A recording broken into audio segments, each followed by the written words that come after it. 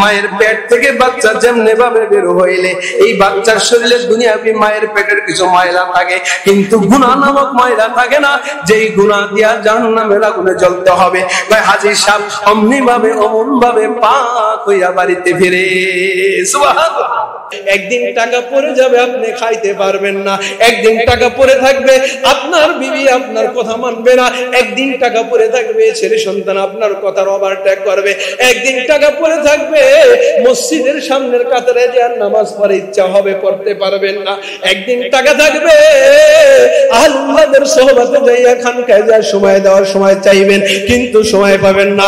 একদিন টাকা থাকবে, মক্কা মদিনায় যাইয়া মদিনায় যাই নবীরে সালাম দেবেন, সেই সুযোগ কিন্তু পাবেন না। রব্বুল আলামিন ঘোষণা দেয়, ওয়াআযিম ফিন্নাস বিল হাজ্জি।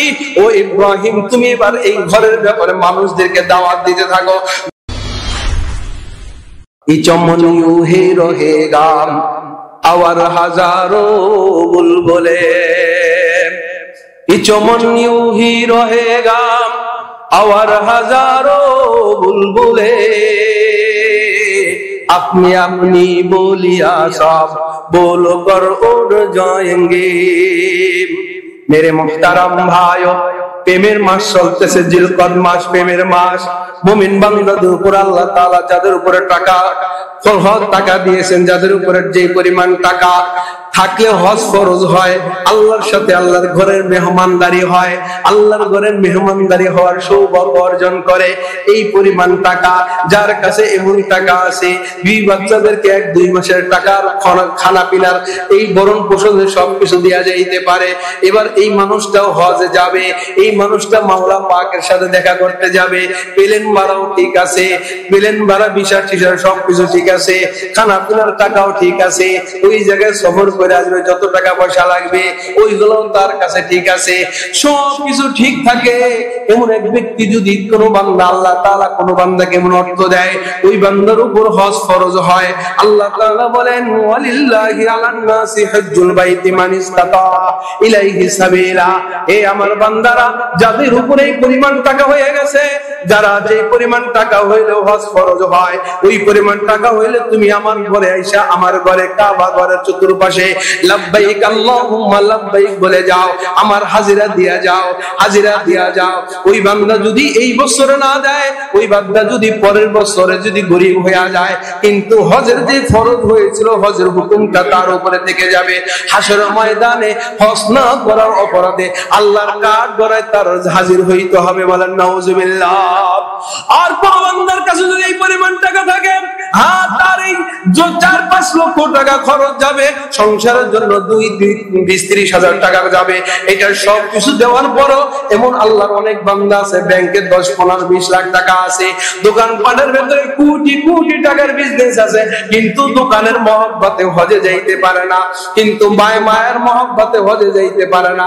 কিন্তু মেরে মুহতারাম ভাবে শুনিয়া রাখেন, নামাজ কাজা হইলে হারাম ওয়াক্ত ছাড়া সব সময় নামাজ পড়া যায়। নামাজ কাজা হয়ে গেলে যেই কোনো সময় নামাজকে কাজা করে আদায় করা যায়। হজ কিন্তু একবার কাজা হয়ে গেলে আর কিন্তু কাজা আদায় করা যায় না। কথা বলেন ঠিক কিনা? এই আমার ভাইয়েরা, এই বছর হজ ফরজ হয়ে গেছে, কথার কথা আপনার উপরে আল্লাহ তাআলা 2 লক্ষ টাকার মালিক আল্লাহ আপনাকে বানিয়ে দিয়েছিল আরো 15 বছর আগে।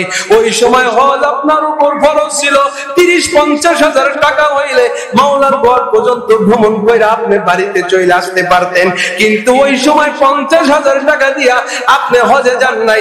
আজকে 15 বছর পরে এই সময় 6 লক্ষ টাকা লাগে, কিন্তু আপনি ফকির হয়ে গেছেন। মাসালায় বলে আপনার উপরে হজ জিম্মাদারি রহিত হয়ে যায় নাই।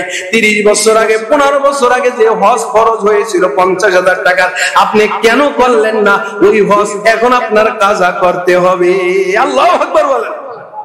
যদি কাজা না করেন, ওয়ারিসদেরকে বলে যাইতে হবে, বাবারে আমার উপরে জিম্মাদারির ভেতরে হজ ফরজ ছিল, আমি টাকার সময় হজ করতে পারি নাই, এখন আমার মওতের সময় হয়ে গেছে, এই সময় আর এই শরীর নিয়ে আমি মক্কা মদিনায় যাইতে পারবো না, হজের রুকুনগুলো আদায় করতে পারবো না, আমার পক্ষ থেকে বদলি হজটা পালন করে যে ভালো একজন বিজ্ঞ লোক দেখা, ছেলেরা যদি পালন করে ভালো, ছেলেরা না পালন করলে হজ না করার কারণে এই যে হজ ফরজ হওয়ার জিম্মাদারি থেকে রহিত হয় নাই, এটার কারণে মাওলার আদালতে আপনার দাঁড়াইতে হবে।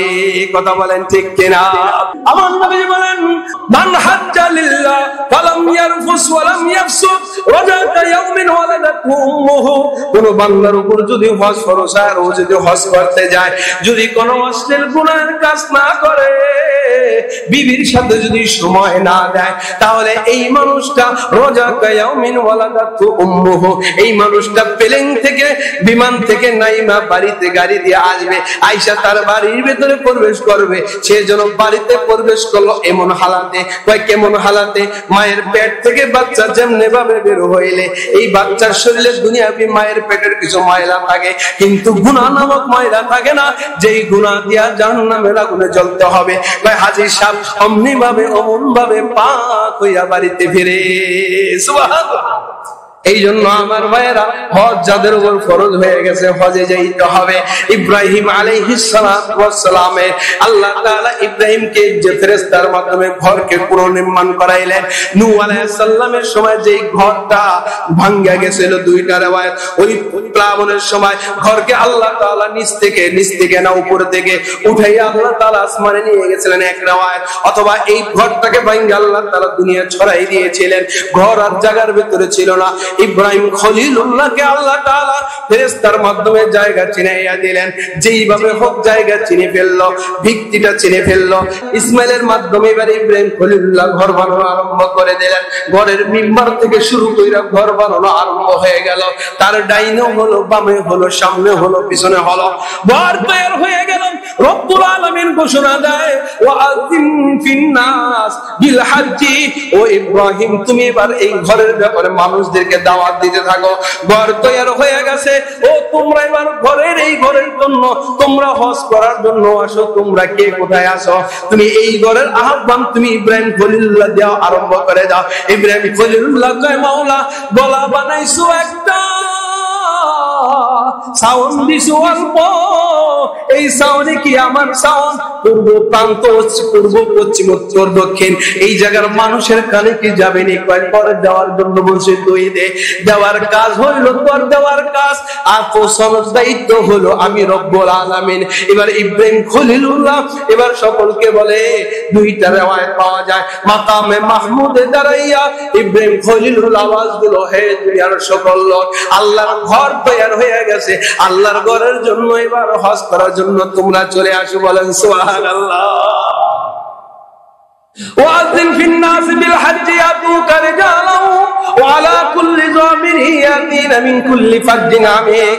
ইব্রাহিম তুই ঘোষণা দেওয়ার সঙ্গে সঙ্গে দেখবি মানুষ হাইটা হাইটা আমার ঘরের দিকে আসবে, মানুষ উটের পিঠে করে আমার ঘরের ভিতরে আসবে, মানুষ দূর দূরান্ত থেকে আমার ঘরের দিকে চলে আসবে। ইব্রাহিম খলিলুল্লাহ এক রেওয়াতে পাওয়া যায় কুবাইস নামক ওই মাকামে মাহমুদে দাঁড়াইয়া। দ্বিতীয় রেওয়াতে আছে না না না, ইব্রাহিম খলিলুল্লাহ আবু কুবাইস নামক পাহাড়ের ভিতরে আমার নবীজির ঘর, যেই দিকে মুখ করা পশ্চিম দিকে, বাম দিকে হলো আবু কুবাইস নামক পাহাড়টা দেখা যায়। অর্থাৎ আবু কুবাইস নামক পাহাড়ের উপরে উঠলেন ইব্রাহিম খলিলুল্লাহ। যেই আবু কুবাইস নামক পাহাড়ের উপর দিয়া আল্লাহ রাসূল ইশারা করছিলেন, আসমানের চন্দ্র দ্বিখণ্ডিত হয়ে গিয়েছিল। সুবহানাল্লাহ। ওই আবু কুবাইস নামক পাহাড়, ওইটা ইব্রাহিম খলিলুল্লাহ যখন দুনিয়ার মানুষদেরকে ডাক দিলেন, আল্লাহর ঘর তৈরি হয়ে গেছে, আসো আসো তোমরা এবার হজ করার জন্য আসো। এই আওয়াজটা আল্লাহ তাআলা আলমে আরহা, রূহের জগতে যত বান্দা যত বান্দি আল্লাহ বানায় রেখেছিলেন, রূহের জগতে যত কীট আল্লাহ বানায় রেখেছিলেন, ওই রূহের জগতের ভেতর সমস্ত রূহের কানে এই আওয়াজটা পৌঁছে দিলেন। ওই রূহের জগৎ থেকে মায়ের পেটের ভেতরে আরহাম, ওই পায়ের পেটের ভেতরে যারা 3 মাসের বাচ্চা, 4 মাসের বাচ্চা, যারা 6 মাসের বাচ্চা মায়ের মায়ের পেটে অবস্থান করতেছে, তাদের কানের ভেতরে আল্লাহ তাআলা আওয়াজকে পৌঁছে দিলেন। সুবহানাল্লাহ বলেন। আল্লাহ এই আওয়াজটা বৃদ্ধ এবং বৃদ্ধা, যুবক যুবতী, নর নারী, শিশু কিশোরের ভেতরে এবং ছোট্ট ছোট্ট বাচ্চা থেকে শুরু করে, ওখান থেকে শুরু করে রূহের জগৎ থেকে শুরু করে, মায়ের পেটের জগৎ থেকে শুরু করে সমস্ত রূহের জগতের ভেতরে ইব্রাহিম খলিলুল্লাহর আওয়াজ যখন ছড়াইয়া দিল, ইব্রাহিম খলিলুল্লাহর আওয়াজ যখন পৌঁছাইয়া দিল, তখন সবাই এবার এক বাক্যে উঠে ফেললো। যারা এক বাক্যে লাব্বাইক বলে চিৎকার আরম্ভ করে দিল।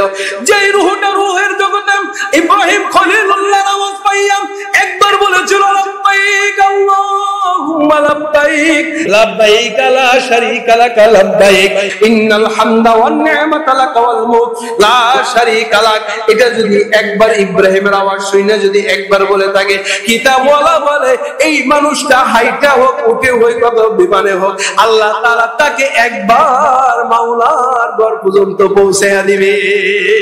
কেউ যদি দুইবার দেয়, ওই দুইবার আল্লাহর ঘরে যাবে। কেউ যদি তিনবার ওই ডাকের জবাব ছাড়া দেয়, তিনবার আল্লাহর ঘরে যাবে। কেউ যদি চারবার দেয়, কেউ চারবার যাবে। কেউ 5 বার দিলে 5 বার যাবে। কেউ 10 বার দিলে 10 বার যাবে। কেউ 40 বার দিলে 40 বার আল্লাহর ঘরে যাওয়ার সৌভাগ্য আল্লাহ দিয়ে দিবে। বলেন সুবহানাল্লাহ।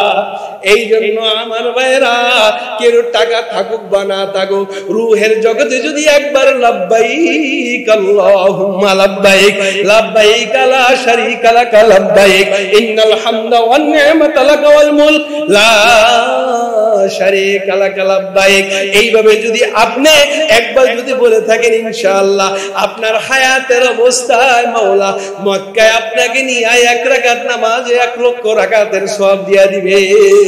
মদিনায় 1 রাকাতের নামাজ 50 রাকাতের 50,000 রাকাতের সওয়াব দিয়া দিবে। বলেন সুবহানাল্লাহ।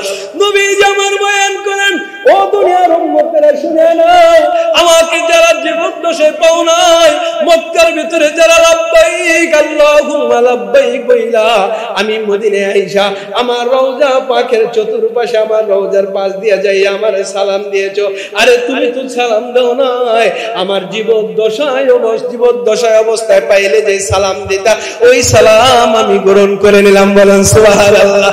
2 নম্বর হাদিস, নবী বলে আমার রওজা পাকে যদি কেউ সালাম দেয়া দেয়, হাসরের ময়দানে তাকে সুপারিশ কইরা আমার মাওলার জান্নাতে তাকে নিয়ে যাওয়ার জন্য আমায় নবীর উপর ওয়াজিব হয়ে যায়। সুবহানাল্লাহ। আরে টাকাওয়ালা এখন যাদের টাকা আছে, আরে রওজা পাকের পাশে যায় যদি একটা সালাম দিতে পারেন, নবীজির উপর ওয়াজিব হয়ে যাবে আপনাকে জান্নাতে নিয়ে যাওয়া।